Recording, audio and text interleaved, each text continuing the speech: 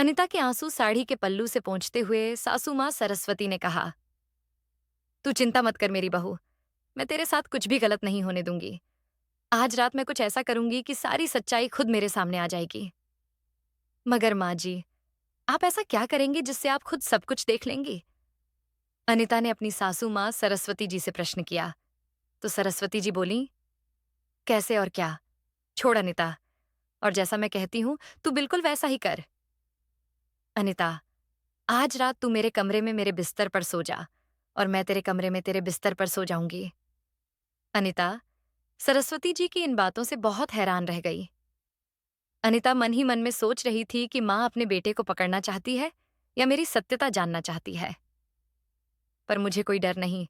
बात तो सच थी ना जो मैंने माँ जी को बताया। पर अगर कहीं राहुल को पता चल गया तो वह क्या करेगा, पता नहीं। तभी माँ ने कहा, अनिता, समझ गई ना तुझे क्या करना है? अब तू जा मेरे कमरे में और मैं भी चलूं। अनिता और सरस्वती जी ने कमरे के साथ साथ अपनी साड़ी और बिस्तर भी बदल दिए। रात के लगभग 1 बज रहे थे। घर के सभी लोग सो चुके थे, परंतु सरस्वती जी की आंखों में नींद नहीं थी। वह समय के कटने का इंतजार कर रही थीं और मन ही मन में सोच भी रही थीं, काश अनिता की बात गलत हो जाए तो मैं कल उसकी बहुत अच्छे से खबर लूंगी। मेरे बेटे पर कितना गंभीर आरोप लगा रही है। पर अनिता भी तो झूठ नहीं बोलती है, और फिर विधवा है बेचारी, तो ऐसी वैसी बात भी नहीं करेगी। जो होगा आज मैं खुद अपनी आंखों से देख लूंगी। सोच ही रही थीं कि खिड़की के खड़कने की आवाज आई। माँ जी चादर ओढ़कर लेटी थीं। पंखा तेज से चल रहा था। तभी खिड़की से कमरे में अंदर किसी के कूदने की आवाज आई। किसी के पदचाप उनकी ओर बढ़कर चले आ रहे थे। तभी माँ को लगा कि उनकी चारपाई पर कोई बैठा और सरस्वती जी को दबोच लिया। सरस्वती जी ने झटके से चादर हटाकर उसको धक्का दिया। धक्का देने से वह आदमी अलग गिरा। सरस्वती जी फुर्ती से उठीं। तभी किसी ने उन्हें पीछे से पकड़कर कहा, अब जाती कहाँ है? बहुत दिनों से बहाने बनाकर मेरा खून जला रही है। आज नहीं मानूंगा। आज तू कुछ भी कर ले, सब सो रहे हैं, और अगर तूने जरा भी चिल्लाया तो मैं इस पिस्तौल से तुझे मार दूंगा, लड़खड़ाते हुए उस आदमी ने कहा। तभी सरस्वती जी ने उससे थोड़ी हुज्जत की और किसी तरह छूटकर लाइट जलाई। लाइट की रोशनी में जब राहुल ने सरस्वती जी को देखा तो वह हैरान रह गया। माँ, तू यहाँ क्यों? क्या हुआ? राहुल ने कहा। ले चल मुझे बिस्तर पर और कर ले अपनी मनमानी। वाह बेटा वाह। माँ अपने बेटे के जन्म पर जितना खुश होती है, उतना ही आज मैं तेरी इस करतूत पर शर्मिंदा हूं। काश तू पहले ही मर गया होता। पर माँ, मैं शराब के नशे में हूं। वाह बेटा वाह। अपने कुकर्म को छिपाने के लिए एक और कुकर्म की दलील। अगर तू शराब के नशे में था तो बहू के कमरे में कैसे चला आया? मेरे कमरे में क्यों नहीं घुसा? अगर तू शराब के नशे में था तो तुझे खिड़की कैसे समझ आई? बहू का बिस्तर कैसे दिख गया?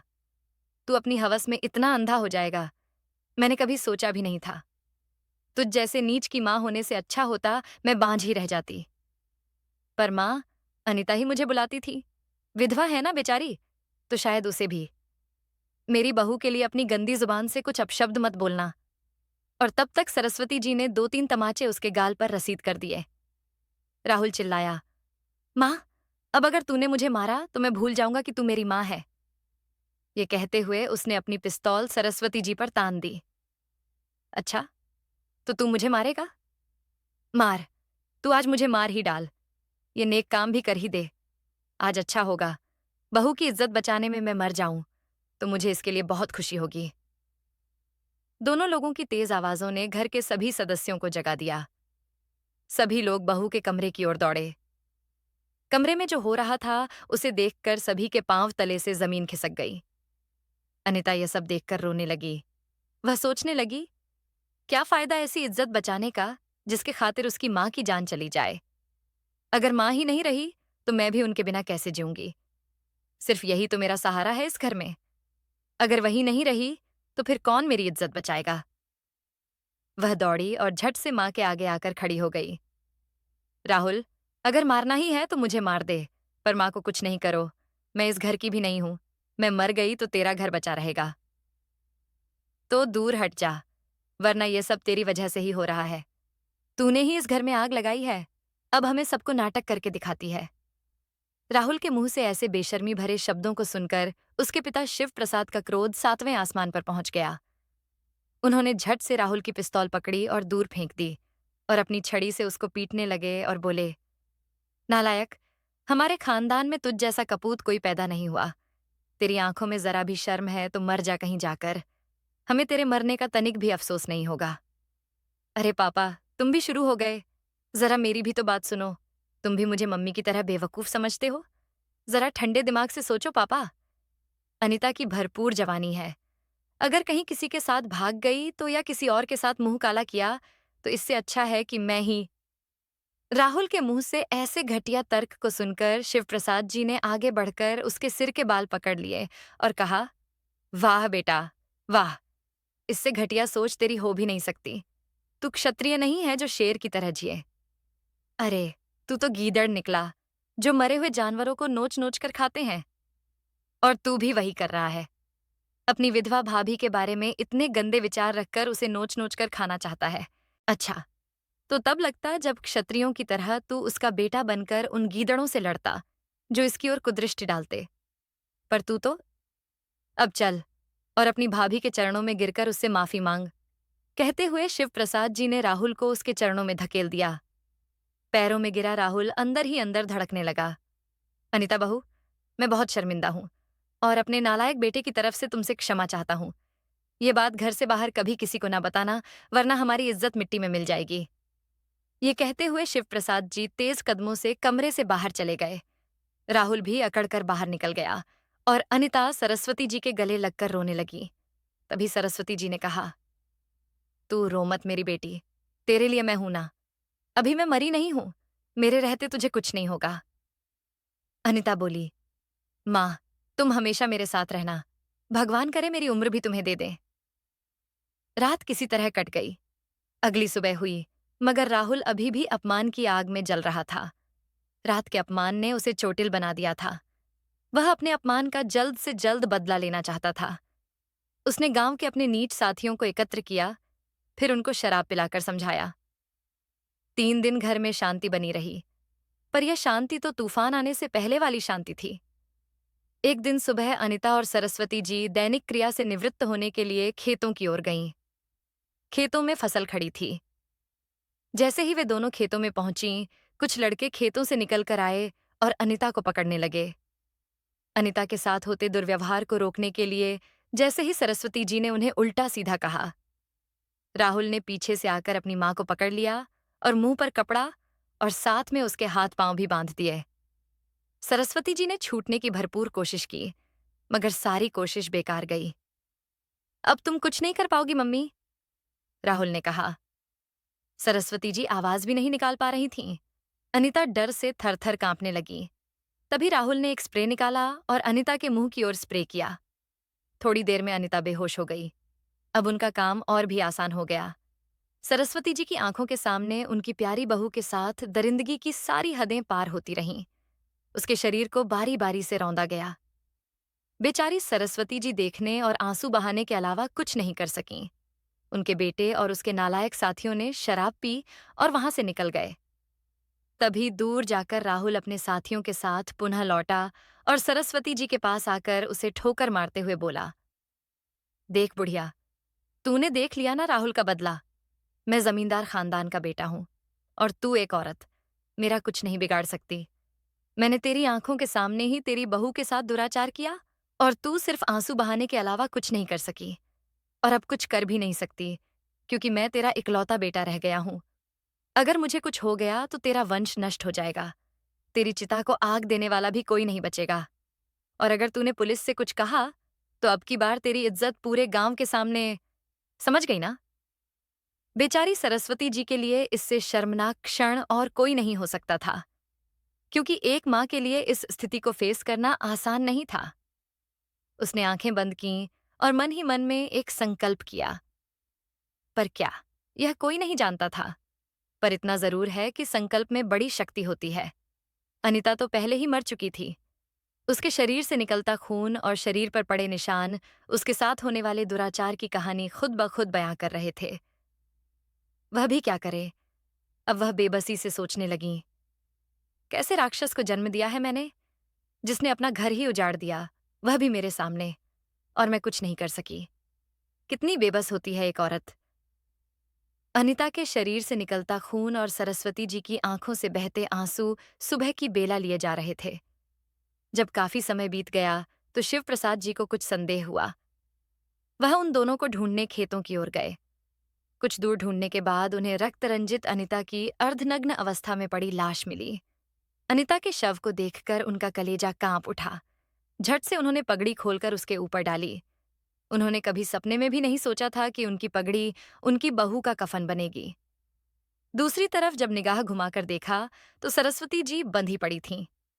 सरस्वती जी की ऐसी हालत देखकर उनकी आंखों से आंसू बह निकले। उन्होंने तुरंत उसे खोला। सरस्वती जी अपने पति के गले लगकर रोने लगीं और बोलीं, हम बर्बाद हो गए। हम अपनी विधवा बहू के साथ न्याय नहीं कर सके। पर सरस्वती, कुछ बताओगी भी?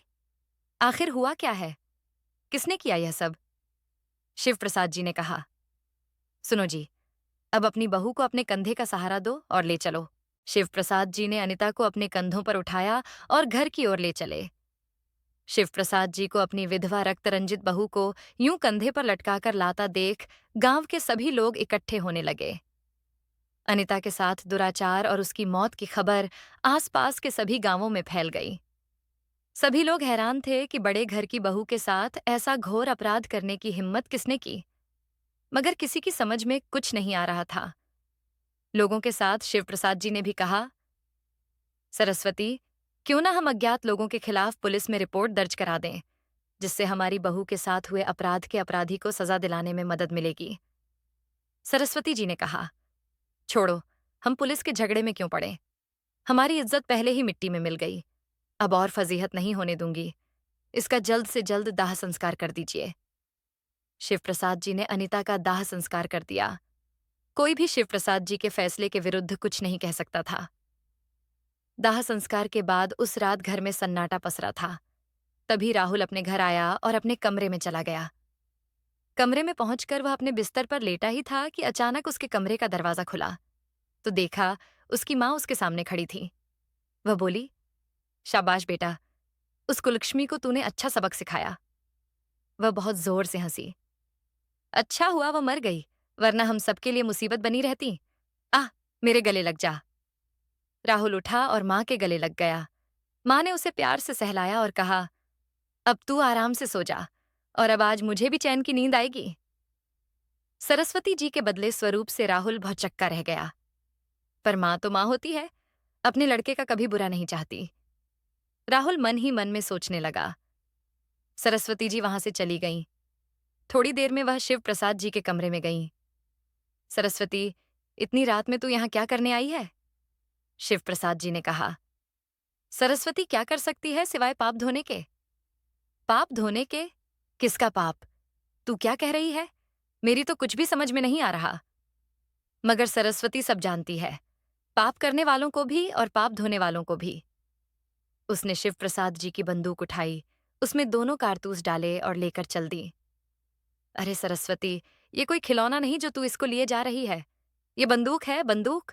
इससे गोली चल जाएगी। हाँ हाँ, मैं अच्छी तरह जानती हूँ इस बंदूक और गोली को।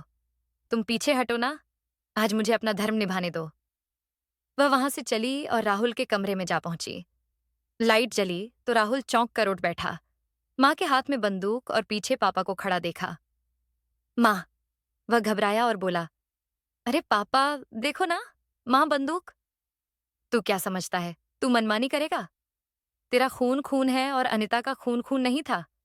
तेरे अंदर ही ज्वार उठता है, पर तू नहीं जानता, जब एक माँ के अंदर ज्वार उठता है तो प्रलय आ जाती है। तूने क्या कहा था? तू जमींदार कुल का बेटा है?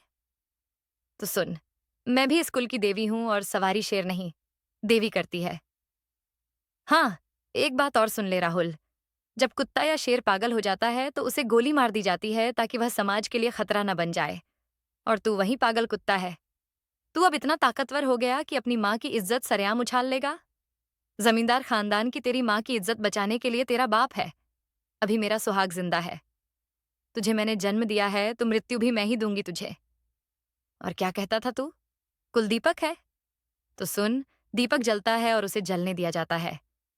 पर जब वह दावानल बन जाता है तो उसे बुझाना ही पड़ता है। आज मैं अपने हाथों से इस दावानल को बुझा दूंगी, जिसने मेरे घर को जलाकर राख कर दिया। उसकी लपट हम दोनों की तरफ पहुंचे। इससे पहले उसे बुझाना जरूरी है। मैं शांत रही, पर तू अपने पाप करता रहा। आज यह सरस्वती तुझ जैसे पापी का अंत कर देगी। उसने इतना कहते ही दोनों गोलियां राहुल की छाती में दाग दी। राहुल वहीं पर गिर गया और मर गया। शिव प्रसाद जी यह सब देखकर बहुत ही हैरान रह गए। सरस्वती ने कहा, सुनो जी, अब यह पश्चाताप का नहीं, पापियों के नाश का समय है। शुरुआत मैंने अपने बेटे से कर दी है। अब यह बंदूक लो और उन पापियों को दंड दो, जिन्होंने मेरी बेटी की इज्जत मेरे सामने तार तार की। सरस्वती की बातें शिव प्रसाद समझ चुके थे। वह समझ गए कि सारी वारदात सरस्वती के सामने राहुल ने ही कराई होगी। उन्होंने सरस्वती के सिर पर बड़े प्यार से हाथ रखा और कहा, सरस्वती, तू सचमुच महान है। एक पराई बेटी के लिए तूने अपने बेटे को दंड देने में जरा सी भी देरी नहीं की। करती भी कैसे? उस दिन उस नीच को छोड़ने का ही यह परिणाम निकला। कोई माँ अपने लड़के के ऐसे कुकर्म की उम्मीद करती? आज मैं हार गई। मेरा सब कुछ लुट गया। मैं तुम्हारी अपराधी हूं, जो तुम्हें ऐसा कुपुत्र दिया। वह उनके पैरों में गिरकर राहुल के लिए माफी मांगने लगी। माहौल काफी गमगीन हो चला था। शिव प्रसाद जी ना तो रो पा रहे थे और ना कुछ कह पा रहे थे। सिर्फ अंदर ही अंदर एक अजीब सी घुटन महसूस कर रहे थे। उन्होंने सरस्वती जी को उठाकर कहा, सरस्वती, कसूर अकेले तेरा ही नहीं, बेटा तो मेरा भी था ना। अगले दिन उन्होंने सरस्वती द्वारा बताए नाम वाले व्यक्तियों को ढूंढकर पंचायत के सामने पेश करने का ऐलान किया। आज आसपास के गांव के लोगों को अपने परिवार के साथ आने का निमंत्रण शिव प्रसाद जी ने भेज दिया। सभी लोग हैरान थे कि आखिर किस कारण परिवार सहित पंचायत की जा रही है। पर शिव प्रसाद जी का हुक्म शिरोधार्य था। कोई क्या कहता? सभी लोग पंचायत के लिए एकत्र हो चुके थे। शिव प्रसाद जी ने पंचायत में अनिता के साथ होने वाले इस अपराध की बात विस्तार से बताई और यह भी बताया कि इस घटना में कौन कौन लोग शामिल हैं, जिन्हें जल्द से जल्द पंचायत के सामने प्रस्तुत करना है और फिर सभी को दंड दिया जाएगा। कुछ लोगों ने दबे शब्दों में कहा, पर शिव प्रसाद जी, इसमें सबसे ज्यादा गलती तो आपके बेटे की है। सबसे पहले सजा तो उसे ही मिलनी चाहिए। शिव प्रसाद जी ने अपने आदमियों को अंदर से चारपाई उठाकर लाने का आदेश देते हुए कहा, आप लोग बिल्कुल ठीक कह रहे हैं। बड़ी गलती वाले को बड़ी सजा मिलनी ही चाहिए। आज आप लोग उस चारपाई की तरफ देख लीजिए, फिर बताइए, न्याय ठीक हुआ या नहीं? सभी की निगाहें चारपाई की ओर गईं। गांव वालों ने जैसे ही देखा, उन लोगों ने दांतों तले उंगली दबा ली। राहुल मरा पड़ा था। घूंघट करके महिलाएं सरस्वती के साथ बैठी थीं। अब किसी को कुछ भी नहीं कहना था। वह समझ चुके थे कि बचे हुए लोगों के साथ क्या होने वाला है। शिव प्रसाद जी ने कहा, रामा, तू अपनी लड़की की ओर देख। अगर तेरी बिटिया के साथ ऐसा हो, तुझे कैसा लगेगा? और मनोरमा, तू तो बाल विधवा थी, इसी गांव की बेटी थी। क्या तुझे कभी किसी ने गलत निगाह से देखा? पर आज मेरे घर से उठी चिंगारी कलंक बन जाती, अगर गांव क्षेत्र काम वासना में जलने लगता। मैंने चिंगारी दबा दी, पर अभी कुछ सुलगते अंगारे बाकी हैं। उन्हें भी बुझाना जरूरी है। ढूंढो उन अंगारों को और या तो खुद बुझा दो, नहीं तो पंचायत बुझा देगी। सरस्वती की तरह पाप को मिटा दो। अपने बच्चों के नाम सुनकर उनके माँ बाप का सिर पंचायत के सामने शर्म से झुक गया। कुछ ही दिनों में उन अंगारों को खोज लिया गया और उनकी माँ ने भी दुर्गा के 9 रूपों की तरह उनका संहार कर दिया, जिन्होंने गांव की अस्मिता पर कीचड़ उछालकर उसे गंदा कर दिया था। आज उनके खून से गांव और क्षेत्र फिर से पवित्र हो गया। वहां समाज के लड़कों में साफ संदेश पहुंच चुका था कि समाज की बहू बेटियों के विरुद्ध होने वाले जघन्य अपराधों को पंचायत ही नहीं, घरवाले भी बर्दाश्त नहीं करेंगे। भयवश सही, पर दोबारा ऐसी घटना उस क्षेत्र में फिर कभी नहीं हुई। आशा करती हूँ आपको हमारी कहानी अच्छी लगी होगी। अगर आपको हमारी कहानी अच्छी लगी तो वीडियो को लाइक और शेयर करें। चैनल को सब्सक्राइब करें। वीडियो देखने के लिए आपका धन्यवाद।